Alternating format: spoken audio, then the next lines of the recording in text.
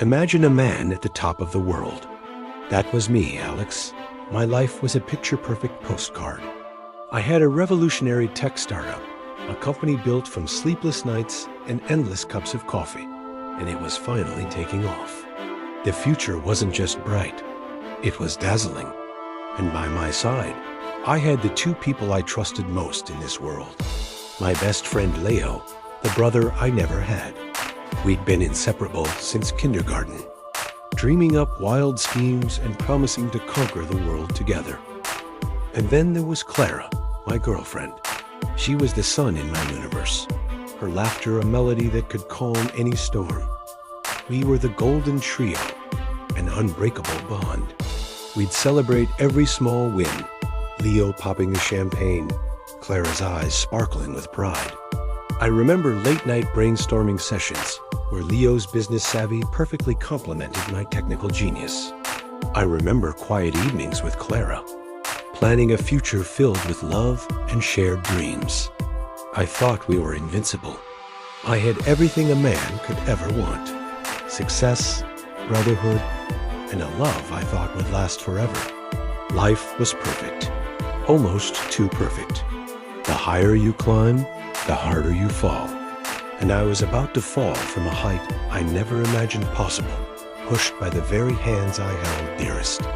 The cracks started small, almost unnoticeable. A missed call from Clara, a vague excuse from Leo, a sudden, unexplained dip in our company's finances. I brushed it off as the stress of a growing business. I trusted them. But then, one rainy Tuesday, the world as I knew it didn't just crack. It shattered into a million pieces. I was supposed to be at an out-of-town conference, but my flight got canceled. I decided to surprise Clara, to take her out for a nice dinner. I walked into my own apartment, and the scene that greeted me is seared into my memory forever. There they were, Clara and Leo, my girlfriend and my best friend, together. The betrayal was a physical blow, knocking the air from my lungs. But that was only the beginning of the nightmare. Digging deeper, fueled by a cold, sickening dread, I uncovered the full extent of their deceit. They hadn't just stolen my heart. They had stolen my life's work.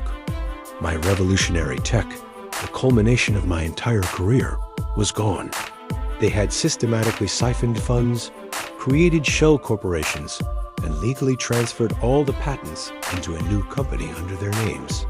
They had been planning this for months, smiling to my face while plunging a knife deep into my back. I was left with nothing. No company, no friend, no love. Just the hollow echo of their laughter and the crushing weight of their betrayal. I vanished. For 5 years, the world thought Alex was a ghost. A cautionary tale whispered in tech circles. But ghosts don't rest. They watch, they wait, and they learn. I wasn't the same optimistic young man they had destroyed. I was something else entirely, forged in the fires of loss and honed by a singular, burning purpose: revenge. I traveled, I studied, I became a master of shadows and whispers. I learned the language of the digital underworld, the art of financial manipulation, the psychology of greed.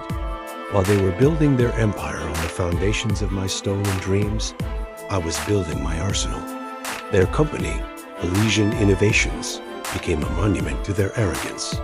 They were celebrated as visionaries, the darlings of the tech world. They never once looked over their shoulders. Why would they? The man they had wronged was a broken memory.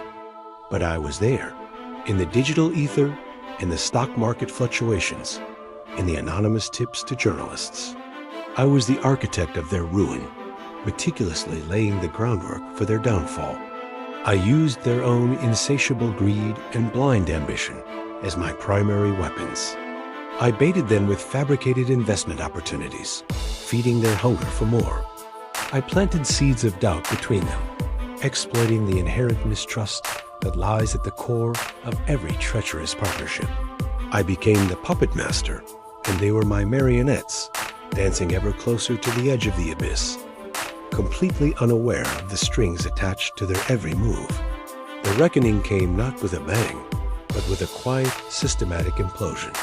It started with a whisper, a rumor of a fatal flaw in Elysian's flagship product, a security backdoor that I myself had coded into the original design, a secret I had kept just for this occasion.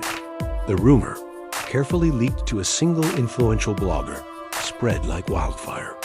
Then came the financial reports, doctored by me to show massive, unexplainable losses. Panic hit the stock market. Their share price plummeted.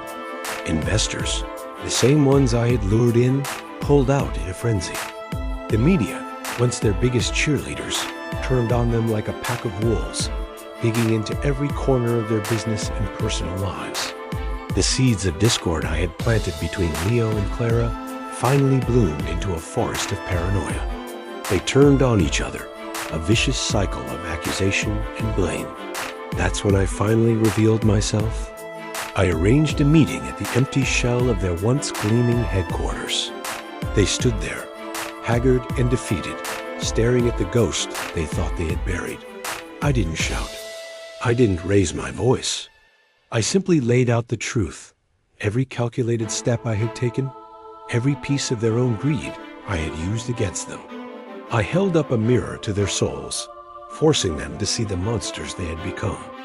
Their shock turned to horror, not at what I had done, but at the cold, hard realization of what they had done to themselves. In the end, there was only silence. The silence of a fallen empire. The silence of broken lives. I had won. My revenge was complete. I had watched them lose everything, just as I had. But as I stood there, looking at the wreckage of their lives, I felt no triumph, no satisfaction. Just an emptiness. A profound, hollow void where the fire of vengeance used to burn. I had dedicated years of my life to this single purpose, and now that it was over, what was left? I turned my back on them, on the rubble of their company, on the ghosts of our shared past. I walked out into the city lights, a free man, but a man forever changed. I had achieved my revenge, but what was the cost? Was it worth the years I had lost? The man I had become? I walked away, leaving them to their fate and leaving those questions hanging in the air. Vengeance can be a powerful motivator, but sometimes the price you pay is a piece of your own soul.